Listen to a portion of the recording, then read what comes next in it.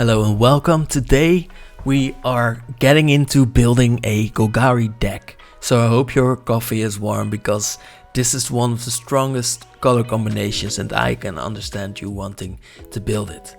So Golgari means green and black, and you will have a very obvious strength because you will be doing all of the things that are strong in Magic the Gathering, which is ramping with green and drawing cards with the color black. There are some themes in Golgari that you will also have to work with that make it a little different than Simic, which are graveyard synergies for one, which are a definite strength for you, which definitely make you stronger in the fact that you can really easily get your combo pieces together and win in a very fast manner. And you have some strong creatures with high power that keep coming back that your opponents hopefully cannot do anything about. Now there's the weakness as well. It's actually pretty easy to lock down a Golgari player because they have a graveyard that they need to use often, and losing your graveyard, that's not fun. So what I will be doing in this video is I will go by the commanders to choose, but first I will go over the Golgari general archetypes, some general building tips, and we will finish with the strengths and weaknesses. Actually, all of the chapters will be down below, so you can skip ahead. I don't even want you to watch the whole video. I want you to pick the pieces that you find most interesting to you. So enjoy watching, and yeah. So first, the Golgari archetypes, of which I think the most popular one is the aristocrat archetype, where you are dying to have your creatures die and you want to ping your opponents with 1 damage every time they die or get back from the graveyard, and you're slowly whittling down your opponents. And this should be an Orzhov thing, but Golgari is really good at it as well, because the only thing you basically need is the black color, and that's basically what this archetype is about. Next up, this piece is, I think, a little bit more Golgari-like. It is the archetype of sacrificing your creatures. Now, this is a very strong thing for Golgari to do, because once you can sacrifice your creatures, you get a little bit of value from it, and you can recur them later as well. Now, usually I would say, again, this is an Orzhov thing, but sacrificing your creatures is a little bit different than just being an aristocrat deck, because sacrificing big creatures has some additional advantages. So this is different. You want to sacrifice big creatures and have more value because of the size of the creatures you are sacrificing. Another archetype is the token archetype, which is in Golgari usually done with scrolls. This is an archetype that wants you to make a lot of scrolls, and I think this is a little bit different than the Selesnya archetype, because there is a sacrifice theme mixed into there, which makes it different than just making a bunch of creatures. Now you want to also sacrifice them and use all of your creatures for value. Then there is another archetype that isn't really, well, shouldn't be in Golgari, but there are some commanders that are really strong with this. The life gain archetype is kind of in Golgari because there are some parts of the Golgari mechanics that love to work with life gain. They give you some value for gaining some life, but usually still you're using the same combo pieces that black already could use. So I think white will be a clearer choice here, but Golgari still has some strengths. Now, something that I do think could be in Golgari is the counter archetype, because there are a lot of creatures in Golgari that love to double the amount of counters you're getting on creatures, and that will make for some really strong creatures that you are building. Now, this is a little bit of a non-combo with the graveyard archetype, because once your creatures go to the graveyard, they usually lose their counters, but in Golgari there are also ways to keep your counters around even when your creatures are dying. So that is, I think, a very interesting concept for Golgari that hasn't been totally fleshed out. So go ahead and be creative with this one. And now this is a very good one for Golgari, I would say personally. Mill the archetype where you're mostly milling yourself is, I think, really Golgari, because you want to use the graveyard and you will do it better than your opponents. Now if you are moving into a mill archetype for Golgari, you are strengthening your weakness. The weakness being that if your graveyard gets shut down, then you probably won't have a lot to do in the game anymore. So do make sure to diversify a little bit, but you are also strengthening your strength. So you will be a very fast deck with this archetype. Then this is on point 2 flavor wise. The -1 counter archetype is all about making your opponents weaker and then capitalizing on the death of their creatures. So that is, I think, another interesting thing to do. -1 counters also work really well with some of the cards from Ravnica that are all about gaining more value when creatures die without power and toughness or toughness. So I think this is a really interesting mechanic that will get stronger really soon. And then of course your green, so Stompy is always an option. Now in this case this is a little bit different from mono green, because the Stompy archetype in Golgari will have you focus even more on power and even less on toughness. You will want creatures with a lot of power, throw them in some way at your opponents and make sure that you're getting through with that damage, because you are a very volatile deck. Some general tips now for building your Golgari deck. First of all, and the most important, is use your strength, of course, so you have to use the graveyard well. Think about milling yourself as card draw, because you will be able to use your graveyard as a resource really well. You will even have some tutors that get cards into your graveyard. If you can get them back then later with some reanimation effect, you will very easily snowball the game. Another strength of yours will be that you have really strong ramp in green, of course. So make sure that you build your deck well around the type of ramp you want to make, and make sure that you have it quickly, because you will be able to draw a bunch of cards with the other color in your deck, and that will make for a very strong engine already, value-wise at least. Also be sure to have a way to utilize high power values, because many creatures in Golgari have a lot of power. So use it with trample or some other type of evasion and you will be golden to make your opponents cry, at least a little. I would also say, even if you are not in a sacrifice deck, make sure to add sacrifice outlets. Now, oftentimes they allow you to storm off, so perhaps they will be a way you win some games, but at least they will be a way to protect your creatures. Not from dying, but protecting your creatures from being exiled and getting them in the graveyard where you can probably get them back. Another strength, so again not a weakness but a strength now, is your removal is really strong. Make sure to see it as a strength while you are building your deck, because you will be looked upon when you aren't removing the important cards from your opponents, and you kind of should look to yourself for that, because you have a lot of tools in your box. And don't forget your win cons. This is true for any color combination that is great with value. Don't just look at value, but look at the way you are going to win the game. In Golgari, your value will be strong, but you will always need a way to win the game, like a pinger, which is very common in Golgari, a sort of combo which you can assemble really easily in this color combination, or big creatures with trample because you have green. Now some recommendations for commanders that I think are really cool in Golgari and that really resemble what Golgari should be about while nullifying some of the weaknesses. First of all, we have Lateral, the Blade of the Elves, which I chose as the token commander, actually not a scroll commander, but is all about elves.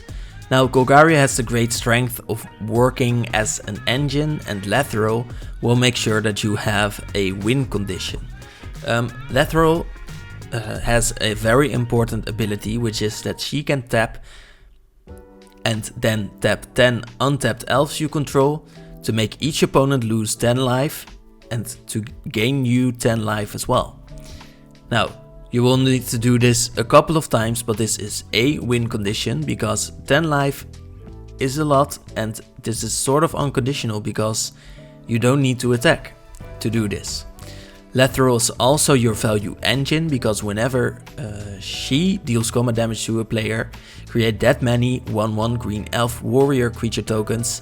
So you will be wanting to strengthen Lateral, get in with her and create a bunch of elves so that you can later tap her to make your opponents lose 10 life again.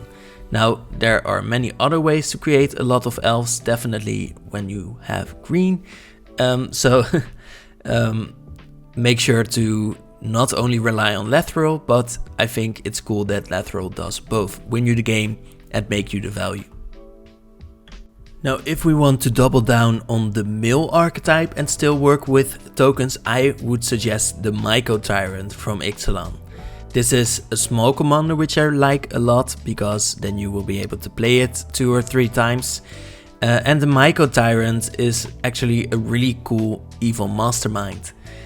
The Myco Tyrant grows stronger over time because its power and toughness are equal to the number of creatures that are fungi and saprolinks under your control. The Myco Tyrant has trample, so that is that evasion that you will need. And it is a value engine because at the beginning of your end step you create X 1/1 fungi with they can't block, but you don't care about that because you want them to strengthen your Myco Tyrant and get in. And the X stands for the amount or the number of times you descended this turn. And descending means that a permanent card was put into your graveyard from anywhere, meaning that you can mill them. So if you want to use mill to create a bunch of tokens, I would actually suggest another non-scroll commander, the Myco Tyrant, to do the job for you, because I think it's doing a lot of jobs for you. Now, Marin is usually what you play with the aristocrat type deck. Weirdly, Marin shouldn't really be in there. I think what is most interesting about Marin is how you can snowball out of control really quickly, and while still being a grower. Let's say Marin is an experience commander that says whenever another creature you control dies, you get an experience counter. And then at the beginning of your end step, you choose a creature card if its mana value is less than or equal to the number of experience counters you have. You return it to the battlefield, not to your hand, to the battlefield immediately. And otherwise you can't put it into your hand. So you can still get creatures out of the graveyard into your hand, but I think the most powerful part of this is that you can have a really big creature in your graveyard and then put it onto the battlefield really easily. Now, the reason why this is put into aristocrat decks is actually not to be an aristocrat commander, but to make Marin stronger, because you will need a sort of sacrifice outlet to get Marin to become stronger. But I would say that the archetype she should be in is getting big creatures onto the battlefield, because that is actually what she does best. This shouldn't be an excuse to play an aristocrat commander, I would say. Play her if you really like putting big creatures onto the battlefield from your graveyard, which is the most Golgari thing you can do. Now, this is only, let's say, a part of the value engine. So not my recommendation actually for the strongest commander, but she does her job really well. A classical commander from 2011 that was deemed really annoying and strong at some point is Skullbriar the Walking Grave. Just a 2 mana 1/1 with haste that has the most interesting ability where it grows. So whenever it deals combat damage to a player, you may put a +1 counter on it. So you play it for 2, put a +1 counter on it, it becomes a 2/2. Doesn't seem strong yet. And counters remain on Golgari as it moves to any zone other than a player's hand or library. This means that you can get it back into your command zone and the +1 counters will stay on it, and so you can attack with Golgari again. You can also put it into your graveyard, get it back, and then attack again to again keep the +1 counters on Golgari. Now this is a really interesting thing because later Golgari got the really strong ability to work with +1 counters, and I think Golgari fits into that archetype really well in an interesting way. So go ahead and play him again. I hope he gets popular. Now everyone knows this guy for, I think a lot of players playing him. The Gidrock monster, a big guy, 5 mana for 6/6 is out of control because 5 mana creatures should be 5/5s. Has a keyword that I think isn't really getting in there a lot, but most importantly, whenever 1 or more lands are put into your graveyard from anywhere, draw a card. So from the battlefield, from your deck when you're milling them, doesn't matter, you are drawing more cards. So this is a definite value engine. And Golgari of course is really good with landfall because you again have green. The Gidrock monster does have a drawback, which is at the beginning of your upkeep you sacrifice it unless you sacrifice a land. But of course you will be getting those lands back onto the battlefield from your graveyard so that you can then sacrifice them again, which you love to do because then you will draw a card. Also, you may play an additional land on each of your turns. So when you do get the ability to play lands from your graveyard, you will be able to play 2 of them. That's it. Now Igra, a new one, I would say is really interesting for the sacrifice theme. So Igra is again 5 mana 6/6, shouldn't be happening, but I think most interestingly says other creatures are food artifacts in addition to their other types. So all of your creatures will be artifacts and all of your creatures will be food. So you will have a commander that is really good with the food archetype, which is also in these colors, and you will have a bunch of artifacts that you can pay 2 for to sacrifice them. Now Igra is also, I'm not going to say it again, but Igra gets larger with +1 counters. Whenever a food is put into a graveyard from the battlefield, you put 2 +1 counters on Igra. That does mean that all of the creatures strengthen Igra. Igra also has a little bit of protection, but that gets lessened in power because of its other abilities. Because ward sacrifice the food means when Igra gets attacked by your opponents by some removal spell, they have to sacrifice a food. Usually they don't have a food, but now all of their creatures are foods. So they can just sacrifice a creature, which is still a drawback for them, but isn't as much of a drawback. I think this is a really interesting commander, mostly because Igra makes all of your creatures into foods, works really well with foods, and works really well with sacrifice themes, because it makes it easier for you to sacrifice your creatures. And I think this is one of my favorite mechanics for Golgari, the -1 counter theme, for which I think Hapatra is still the best commander to use. The Vizier of Poisons is a small commander, which again I like, that says whenever you put 1 or more -1 counters on a creature, you create a 1/1. There are a lot of combos you can do with this, which is one part which makes Apatra really strong, because you need a combo to win often in Golgari, and whenever she deals combat damage to a player, you may put a -1 counter on target creature.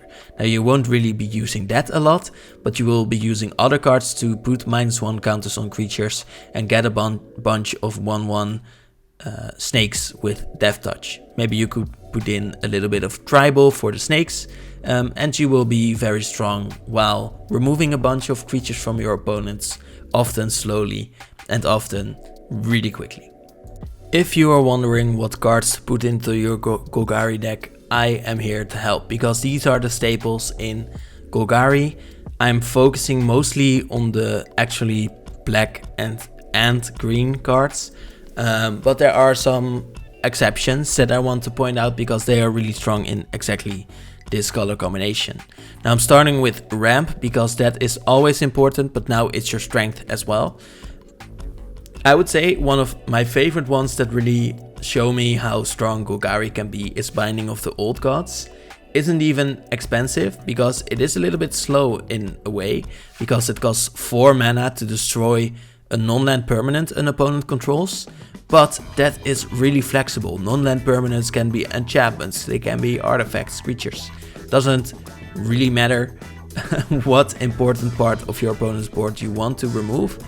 You often have a way to destroy it in Golgari as long as they're not lands. Now, later you can also ramp with this card because you search your library for a forest, put it tapped, and then all of your creatures gain Death Touch. Now there is a Death Touch theme in Golgari where you can even play a Death Touch commander or something like that, but that is usually disregarded on this card because you already get to remove a creature and get a land, so that's a 2-for-1. Another ramp part that I really like in Golgari lately is Insidious Roots. It's been really strong in even standard and other formats, has been really dominating there. Still isn't very expensive and works with creature tokens. So you will need to be in a theme here, but your creature tokens will have the ability to tap to add a mana. And whenever one or more creature cards leave your graveyard, which you will be doing in Golgari, you create a 0/1 plant. And then you put a +1 counter on each plant you control. So there are many themes actually in which this card is really strong, like the landfall deck. But I think this is a really cool piece of ramp that is really showing the flavor of Golgari really well as well. Now, removal, you will have a bunch of strong options. I think Golgari is the best color combination for removal. Quote me on that if you dare. Assassin's Trophy, a really good one. 2 mana for an instant that says destroy target permanent an opponent controls. So really flexible. Permanent could be anything. And its controller, this is the drawback, may search their library for a basic land card. So you turn a permanent into a basic land. Maybe it was a strong land, maybe it was their most important creature, but the fact that this is just 2 mana for such a strong removal spell makes it amazing. Now, there are more pieces like this. This one is really cheap to pick up, so I think this should be a staple. Putrefy is 3 mana for an instant that destroys an artifact or creature. Usually the murder spell, which is also 3 mana, will only destroy a creature, but this one also adds artifacts to it, which makes it that much stronger.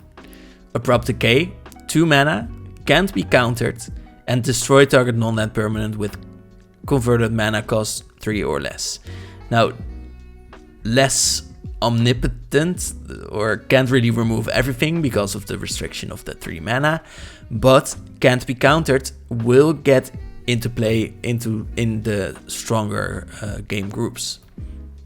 Board wipes, going on to that, because we have a color combination that, well, should be pretty good at it, but not the best.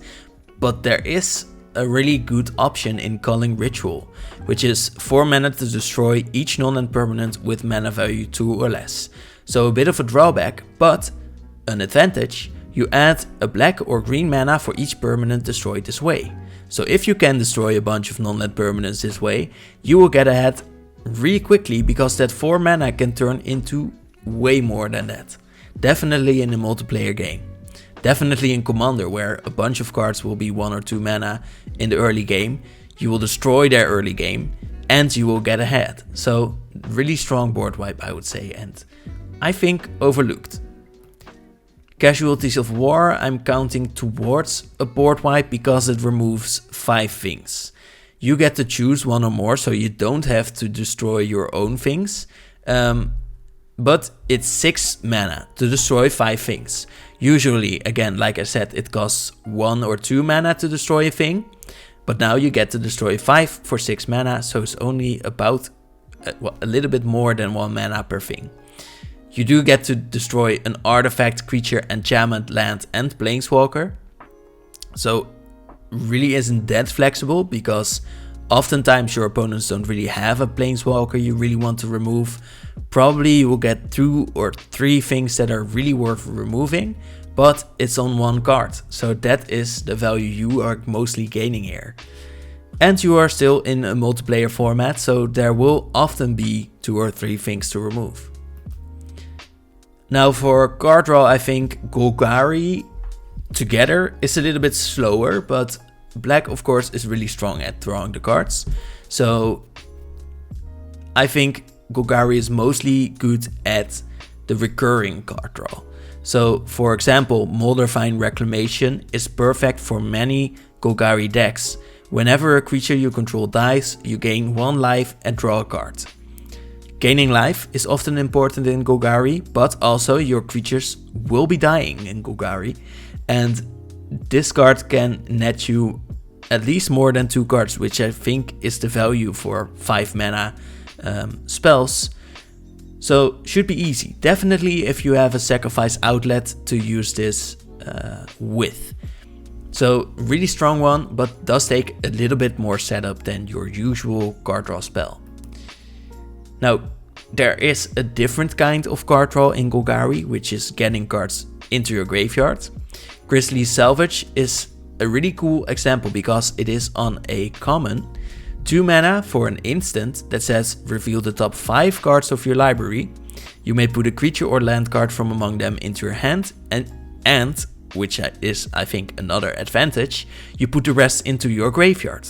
So look at the top 5, put something into your hand, something you need because you can choose a land or a creature, and then put the rest into your graveyard. I think putting 5 cards into your graveyard is great, but you also get to draw a card.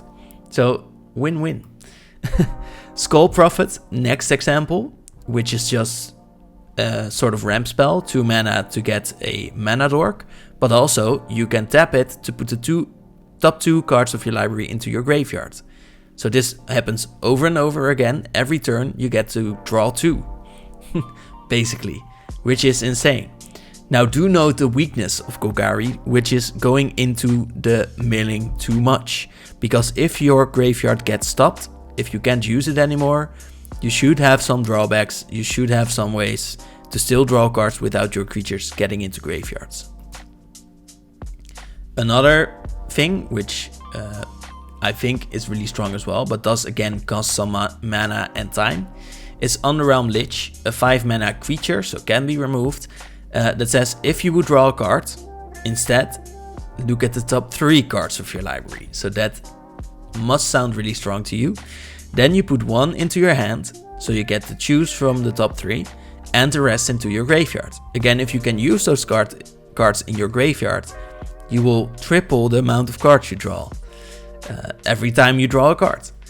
And it is a creature, Underrealm Lich, but you can pay 4 life to give it indestructible. You do have to tap it, but you weren't going to block with it anyway.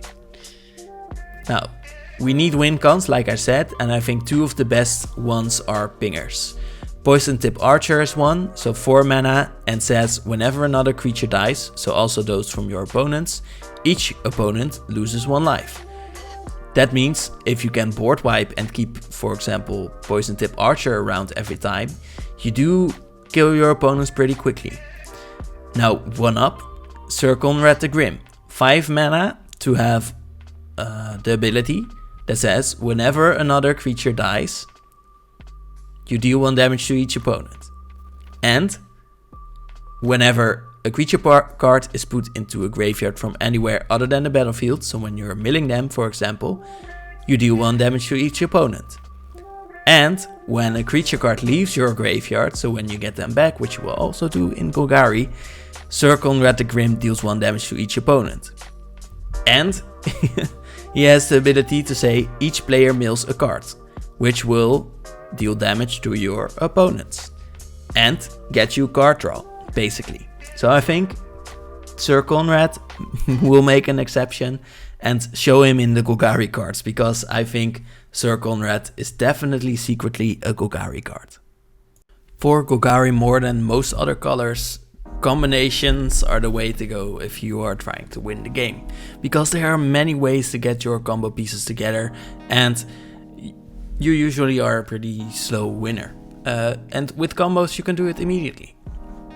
First, most popular one, which works with a Squirrel commander, Shatterfang, who says if one or more tokens would be created under your control, those tokens plus that many 1/1 green scroll creature tokens are created instead. Now this is on a green and black creature, so this should be in the Golgari video, but Shatterfang has a bunch of combos that work with this.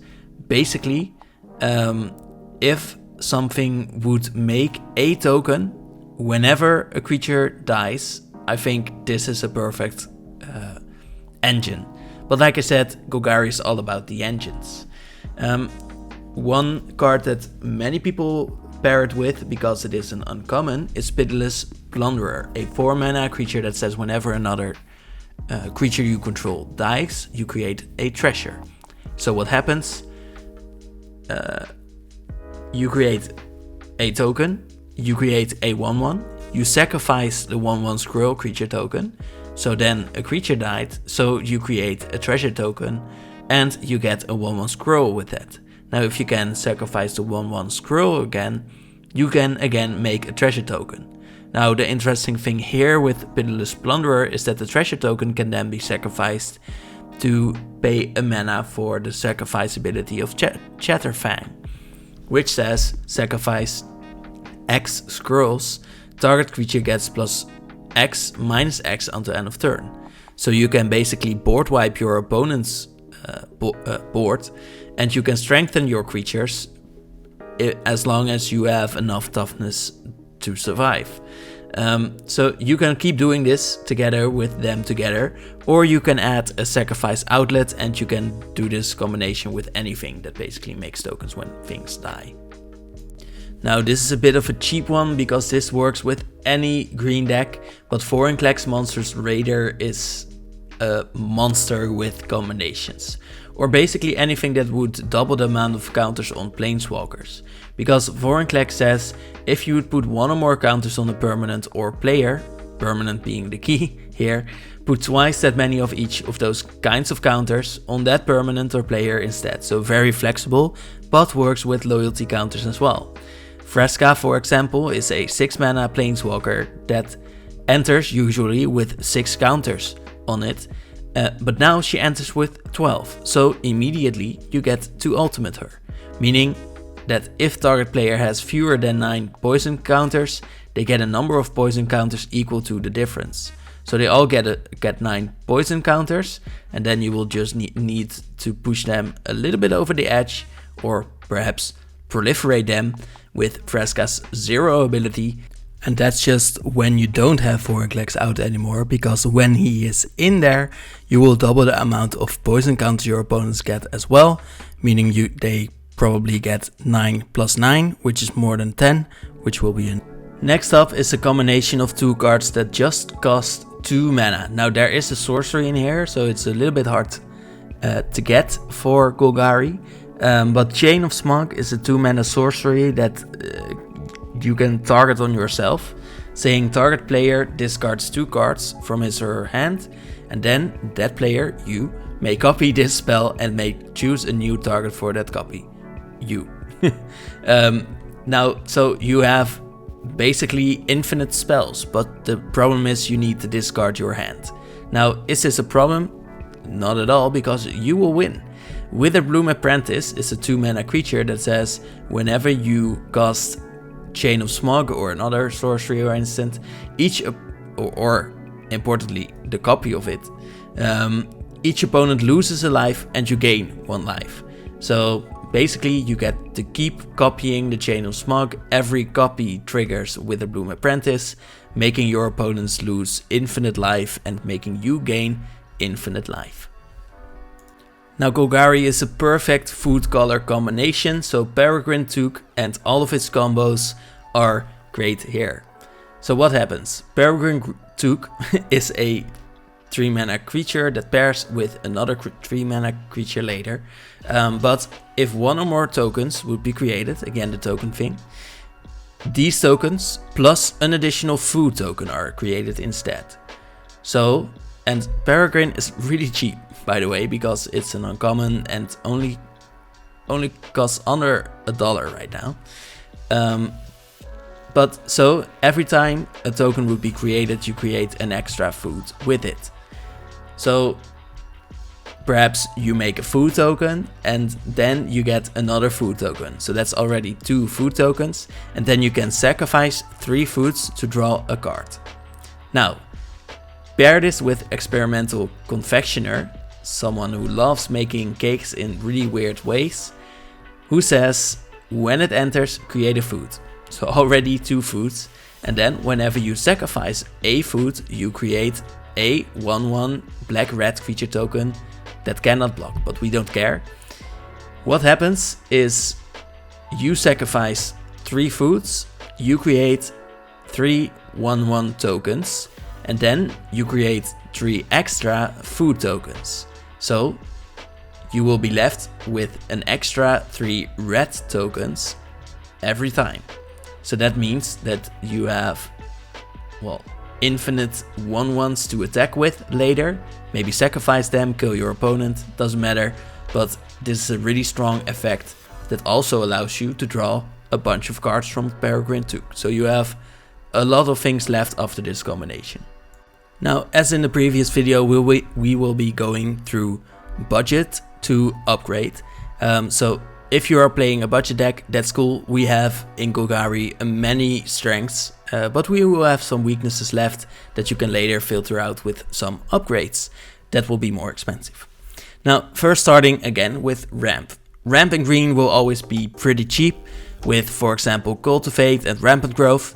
And then later you can upgrade that by adding more examples of 2 mana ramp like 3 Visits, Nature's Lore, which are a bit more expensive because they haven't been printed as much. Now, something you will need is Creature Protection, and that will always be pretty expensive. So you will have options that are pretty expensive with Heroic Intervention, but Tamiyo's Safekeeping is a bit cheaper, and Swiftfoot Boots is always an option, not just in Golgari. You will need protection because you are a value engine deck, and you will need to protect your important value pieces that are often creatures in Golgari. Removal will be cheap because your color combination is really good with it. The Golgari removals that are often very unconditional will be rather easy to pick up. And black has the strength as well, so that will also be pretty cheap. So for example, Feed the Swarm, which is a really good way to be really flexible, just a little bit of the drawback of the life. Putrefy, as we saw before, which does remove creatures and artifacts. And then Culling Ritual and Victimize, which are a little bit harder or specific, but still really good and with some upsides. Then Assassin's Trophy and Toxic Deluge are your upgrade options, I would say, for staples, where you do have a very unconditional way to remove creatures or all creatures, but they are just a bit more expensive. Now, tutors, you would say, are always an upgrade option. So you have Demonic Tutor, you have Vampiric Tutor. Those are really, really expensive. But there are some a little bit cheaper options, which I would say are upgrades as well. Diabolic Intent and Entomb are a bit cheaper and very usable in Golgari. So speaking about using those types of cards, Reanimation is a necessary evil, and will often be upgrade options like Reanimate, Animate Dead, and Shieldred Whispering One, which is a bit slower but will net you more value. But there are some cheaper options with Dread Return, Metamorphosis Fanatic, which is new. Those are really good budget options to get your creatures back, and you will need that in this color combination. So if they are a little bit clunky, I think it is still worth it. For card draw, you can go with Bolus's Citadel and Phyrexian Arena for some expensive options. Now, these do require you to keep them around on the battlefield, which I think is very Golgari. But there are some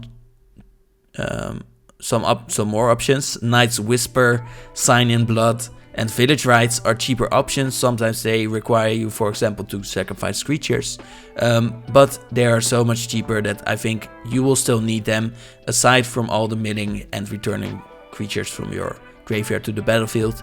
You will need some options to just draw cards. For the ultimate upgrade, you can go with Sylvan Library, the Great Henge, or the Tutors, of course, that we mentioned before. Now, to go over some strengths and weaknesses to sort of wrap this video in a sort of conclusion. Strengths, again, graveyard synergies are a great strength. You have Animate Dead, you have Reanimate, you have Noxious Revival, you have things that get a lot of creatures back, Living Death, Dread Return. There are many ways to get creatures back, and I think that is the biggest strength of Golgari, where you definitely have a bunch of options to get a lot of creatures back, and you will very easily have the most creatures in your graveyard to get back. So if you are battling on a graveyard synergy ground, you will probably win. Mana ramp is another definite strength for any deck that has green in it, and black doesn't really add much to this, but with green you already have Cultivate, Rampant Growth, Farseek, so you have enough options to make you a strong ramper, which is a dirty word, I would say. Now, there's an interesting thing in Golgari where you have a strong sense of creature value. Many creatures have additional benefits when they enter the battlefield, like Eternal Witness, which can get you even more cards back, or Reclamation, Sage, and Grey Merchant of Asphodel can be a great finisher for people that like to get big creatures back onto the battlefield. There are many ways, aside from the colorless ones, that help you with sacrificing or that capitalize on it. Blood Artist being one of the great capitalizers, Sulaport Cutthroat for example. Victimize is a great way, but you also have things that might be necessary evils because you need some card draw, Deadly Dispute or Village Rites for example, that are necessary and are ways to protect your creatures from being exiled. Now, one of the strengths that you will definitely have is removal of any kind. Assassin's Trophy being, I think, the strongest one, but you have Feed the Swarm as well nowadays. Putrefy, you have Toxic Deluge and Cunning Ritual, which are great board wipes too. For your tutors, you have Demonic Tutor, like I said, and the Vampiric one. You have Worldly Tutor in green, which is about creatures of course, and your creatures are important to you. Diabolic Intent and Tomb. Buried Alive, ways to get things into your graveyard, which you can then later get back, or just as well tutors for this color combination, making black even better at the tutor color. Now, card draw is there, and of course you have the magic combination of green and blue, which is better at this ramping and then drawing, but black is a great substitute for card draw at a cost. So you have Phyrexian Arena, which costs a little bit of life. You have Return of the Wild Speaker, which is a bit more conditional, but you will have a lot of power onto the battlefield. You have Black Market Connections, which is recurring value. Skull Clamp, which you need to sacrifice as well. And you have Sylvan Library, of course, another definitely an upgrade option, but great card draw that green adds to this color. And there are more strengths. There aren't really a lot of weaknesses, so bear with me. Land Sacrifice, Harrow, Reminep Excavator to get your lands back all the time. And then using the lands that come back, like with cards like Scoot Swarm, or using lands with crop rotation. And then there is the theme, which isn't really for all decks, but about counters. So there will be a lot of things that double counters in green and black, but also just in green with Hardened Skills, Doubling Season and Parallel Lives. Now there are some weaknesses, like Graveyard Hate. You will need to work around Graveyard Hate. If you're just working with milling, I've said it before, you won't be happy, because there will be a lot of people, definitely when your play group knows you play Golgari a lot, that know to play Graveyard Hate. So either pick more cards that mill you more cards, so you can keep milling cards, or if all of the graveyard is stopped, make sure you have some card draw as well. And you need a bit of setup. Golgari is definitely one of those colors that can get going really quickly again after getting shut down. But you do need to set up, so you will need some protection like Heroic Intervention or Tameo Safekeeping, for example, to keep your creatures alive and kicking.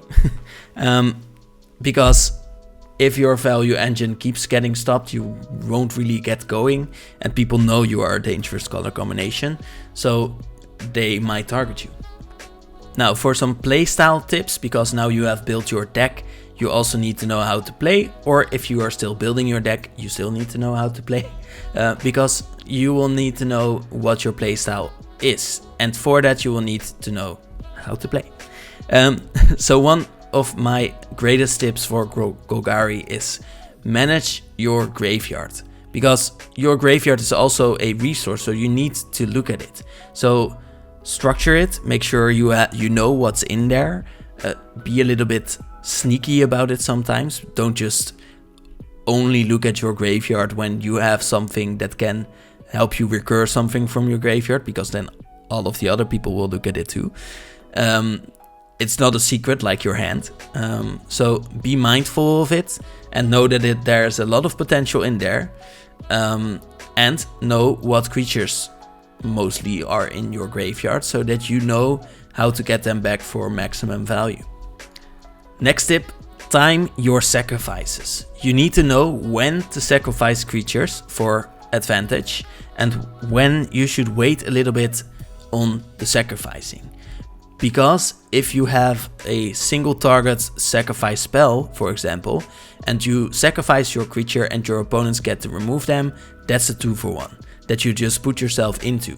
Now if you have a way to keep sacrificing your creatures without a cost, which I suggest you do add to the deck, you will have a safer time, but do know that those outlets can still give you the flexibility, so don't just throw your creatures away right away. Think about when you should do it to make the biggest plays.